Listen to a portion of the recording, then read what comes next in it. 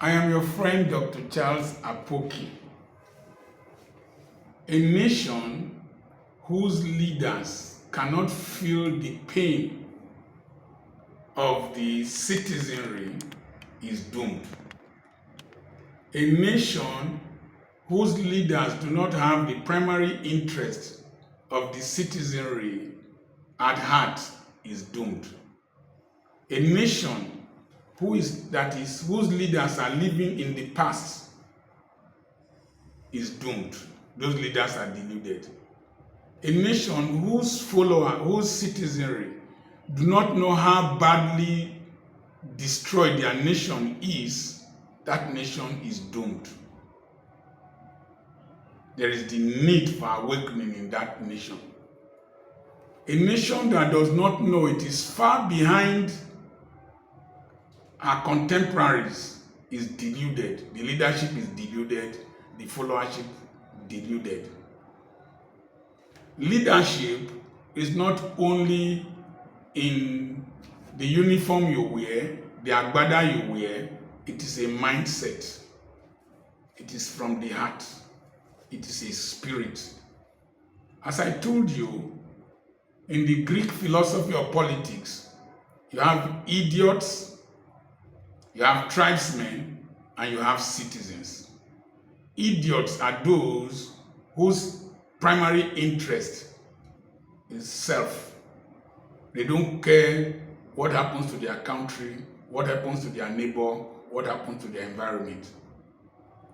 Tribesmen are those who do things just to benefit themselves and those they are affiliated with, like their political parties, their tribes people, their old boys association, their friends. Those are tribesmen. While citizens are those who have the primary interest of their nation at heart. Mali and Burkina Faso and one other nation in the Sahel region are demonstrating that leadership can lead to development in Africa. Number one, Mali just finished paying all their external debts. If you go to the internet, you will see that before now, Mali had a lot of debts, internal and external debts.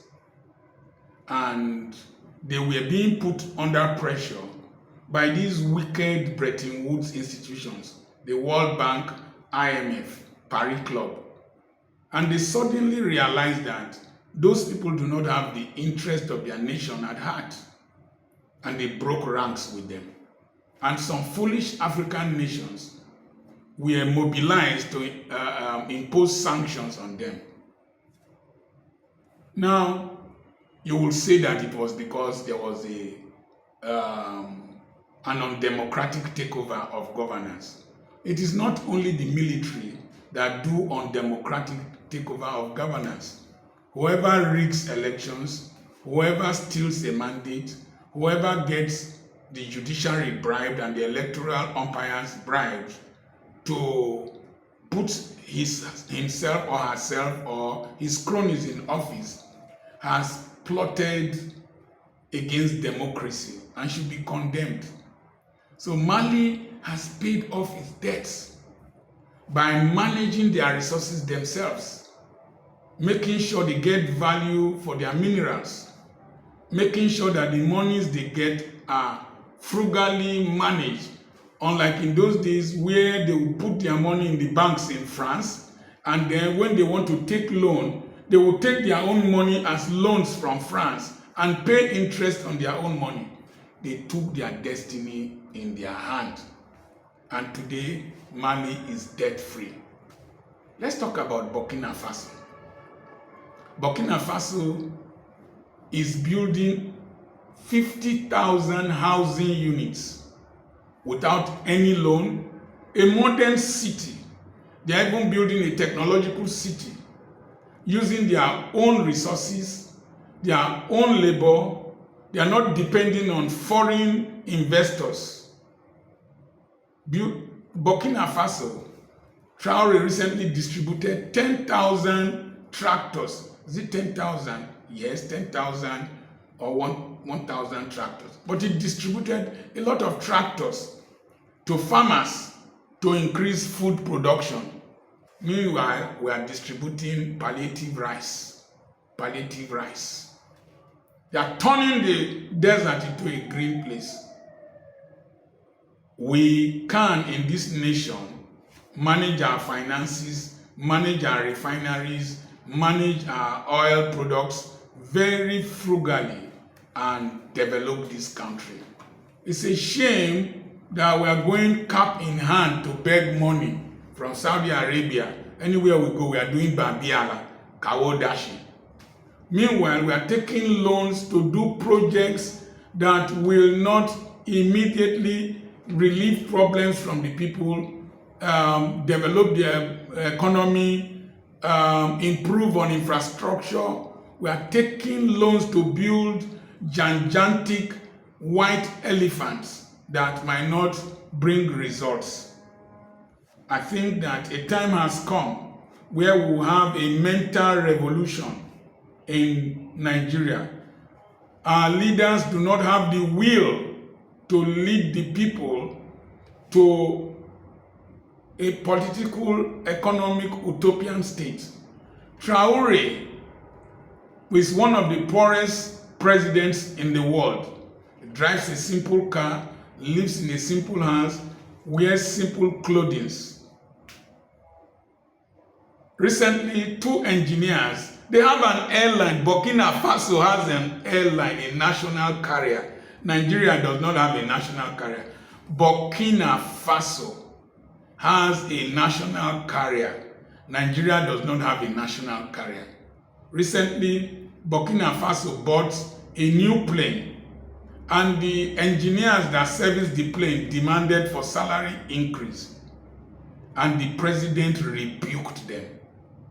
2 of them. He said that the time has come where every person needed to sacrifice, that revolution starts from the mind, and that the Air Force pilots who are flying planes to combat terrorism in that country are earning far less than those engineers. And those engineers should have taken a cue from them. He can make that statement because he did not buy a presidential jet for himself. He does not go around with a convoy of 50 cars. He has not created a special office for his wife. He's not taking loan to renovate a residence for a vice president. He's living a very frugal life. And the citizenry are willing to sacrifice and join him to build a new nation. We need a mental shift. Those of you who are beneficiaries of this rubbish and this rot in this country will come after me. Only God will punish you. And those of you whose bosses and mentors and the beneficiaries are creating rot in this country, God will punish you because the people have suffered enough. Burkina Faso, Mali, they will soon overtake us. Within a short while, you will see Nigerians jackpot to Mali, jackpot to Burkina Faso, and there will be the reverse of Ghana must go to become Nigeria must go. Shame on you, wicked leaders. Shame on you, corrupt politicians. Shame on you, corrupt leadership. Shame on my generation that refused to build a great nation. At the Vexo, Dr. Charles Apoki is still my name. I have a webinar coming up on the 6th and on the 7th of December, 7 p.m. Nigerian time. The next, you must register now because the next one will be in February. So register now to be part of that webinar. God bless you.